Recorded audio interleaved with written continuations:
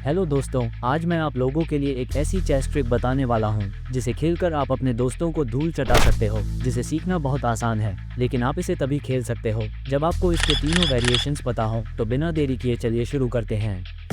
इस ट्रिक को old Benoni trap कहा जाता है और आपको इसे ब्लैक से खेलना है। और आपको ये खेलना तब है जब आपका अपोनेंट गेम की शुरुआत पॉन टू d4 से करे, तब आपको रिप्लाई में चलना है पॉन टू c5। ब्लैक की इस ओपनिंग को ओल्ड बेनोनी डिफेंस कहते हैं। वैसे तो यहाँ पॉन को आगे पुश करना बेस्ट मूव होता है, लेकिन ज्यादातर लोगों को लगता है कि उनको फ्री में एक पॉन मिल रहा है और वो उसको कैप्चर कर लेता है। वैसे तो आप अपनी क्वीन से उसे चेक देकर सीधे उसके पॉन को कैप्चर कर सकते हो, लेकिन आज जो हम ट्रिक सीख रहे हैं उसमें हमें उसके पॉन को डायरेक्टली नहीं मारना है। उसकी जगह हमें e6 चलकर उसके पॉन पर बिशप से अटैक करना है।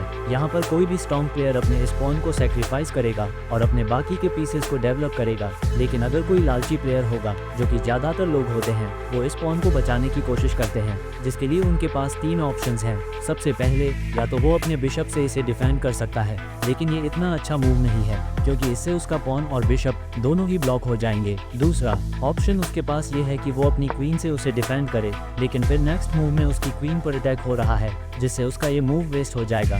इसलिए इस पोजीशन में आप देखोगे कि ज्यादातर लोग इसे पॉन टू b4 चलकर डिफेंड करते हैं। फिर आपको चलना है a5। यहाँ पर उसके पास तीन ऑप्शंस हैं, जिसको हम तीन वेरिएशंस में कवर करेंगे। सबसे पहली वेरिएशन में मान लेते हैं कि वो हमारे पॉन को कैप्चर कर लेता है। उस केस में आप उसके c5 के पॉन को मार दोगे। अब उसके a5 के पॉन पर भी डबल अटैक हो रहा है और वो उसको एक ही तरीके से बचा सकता है, जो कि है बिशप टू d2 चलकर। लेकिन अब आपको चलना है क्वीन टू f6। इस मूव के साथ ही आप उसके रूप पर तो अटैक कर ही रहे हो, साथ में उसके किंग को भी चेकमेट का थ्रेट दे रहे हो। यहाँ पर 90% of players bishop to c3 चलते हैं, क्योंकि अब उसने अपने रूप को भी बचा लिया है और अपने किंग के लिए स्पेस भी क्रिएट कर दी है ताकि वो चेकमेट ना हो। पर अब आप उसका पॉन कैप्चर करके उसको चेक दोगे। अब उसके किंग के पास एक ही मूव है। अब आप अपनी क्वीन से चेक दोगे। यहाँ पर उसके पास दो मूव्स हैं। सबसे पहले, अगर वो चेक को अपने पॉन से ब्लॉक करता है तो उसका गेम खत्म है, क्योंकि आप फिर पॉन को मार के उसके किंग का चेकमेट कर दोगे।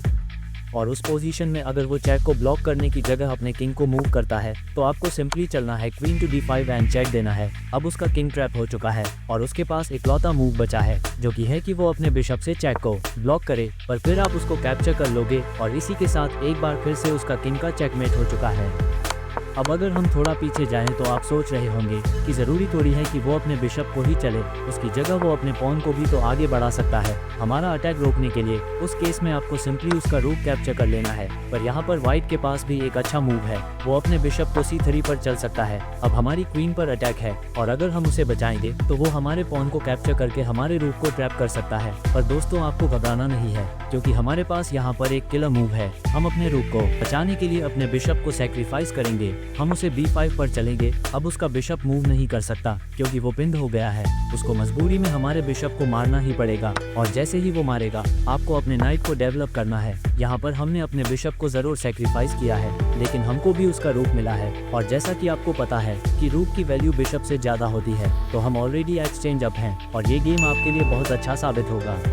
अगर हम फिर से पीछे जाएं और मान लेते हैं कि आपका अपोनेंट इस पोजीशन में पॉन को मारता ही नहीं है, उसकी जगह वो अपने पॉन को डिफेंड करते हुए a3 चलता है, तब आप सिंपली उसका पॉन कैप्चर कर लोगे और वो रिकैप्चर भी नहीं कर सकता, क्योंकि अगर वो ऐसा करता है तो हम उसके रूप को मार देंगे और फिर हम इस गेम को बड़ी आसानी से जीत सकते हैं। अब फाइनली उस पोजीशन में मान लेते हैं कि ना तो वो इस पॉन को कैप्चर करता है और ना ही a3 चलता है, उसकी जगह वो c3 चलकर अपने पॉन को डिफेंड करता है। तो उस केस में भी आपको उसे कैप्चर करना है और अगर वो रिकैप्चर करता है तो नेक्स्ट मूव को देखकर उसको डेफिनेटली शॉक लगने वाला है, क्योंकि नेक्स्ट मूव में आप अपनी क्वीन को f6 पर चलोगे और उसके रूप पर अटैक करोगे। अब उसका रूप ट्रैप हो चुका है और उसको बचाने के लिए उसे मजबूरी में अपने नाइट को सैक्रिफाइस करना होगा, जिसके बाद आप उसको कैप्चर करते हुए उसे चेक दोगे। फिर वो अपने बिशप को d2 पर चलेगा और इसी के साथ वो हमारी क्वीन पर भी अटैक कर रहा है और उसने अपना रूप भी सेव कर लिया, लेकिन उससे फर्क नहीं पड़ता क्योंकि आपने ऑलरेडी उसका नाइट फ्री में कैप्चर कर लिया है। तो आप अपनी क्वीन को सिंपली सेव कर लोगे और जैसा कि आप देख सकते हो कि हमारे पास एक एक्स्ट्रा नाइट है,